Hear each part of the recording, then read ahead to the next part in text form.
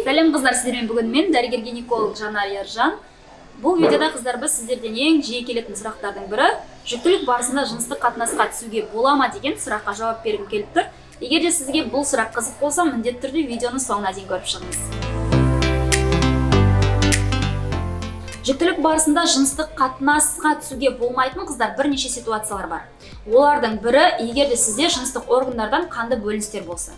Немесе егер де сіздерде ерте босану, немесе түсік қаупі болса, бұндай жағдайларда жыныстық қатынасқа түсуге болмайды. Жүктілік барысында жыныстық қатынасқа түсуге болмайтын ситуациялардың бірі қыздар, егер де сізде краевое прилежание плаценты немесе полное прилежание плаценты болса. Яғни, ол дегеніміз баланың орны төмен орналасқан. Яғни жатырдың мойнына жақын орналасқан, немесе жатырдың мойын толығымен жауып тұрса, бұндай жағдайларда жүктілік барысында жыныстық қатынасқа түсуге болмайды. Жүктілік барысында жыныстық қатынас кері көрсеткіш болып табылатын ситуациялардың бірі қыздар, егер де сізде исмико-цервикальная недостаточность болса.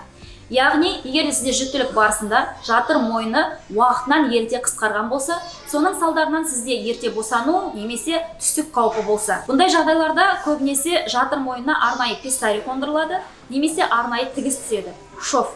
Егер де сізде осындай жатыр мойнының уақытынан ерте қысқарғаны исмико-цервикальная недостаточность болса, сізде жатыр мойнында пистарий тұрса, немесе тігіс болса, бұндай жағдайларда да жыныстық қатынасқа түсуге болмайды. Келесі ситуациялардың бірі қыздар, егер де сізде преждевременное отхождение околоплодных вод болса, яғни сізде қағанақ суы уақытынан ерте кетіп қалған болса, бұндай жағдайларда инфекция қаупі жоғары болғандықтан жыныстық қатынасқа түсуге болмайды. Егер де сізде физиологиялық тұрғыда өтіп жатқан жүктілік болса, жүктіліктің ешқандай асқынулары болмаса, онда жүктіліктің кез келген аптасында қыздар жыныстық қатынасқа түсуге болады.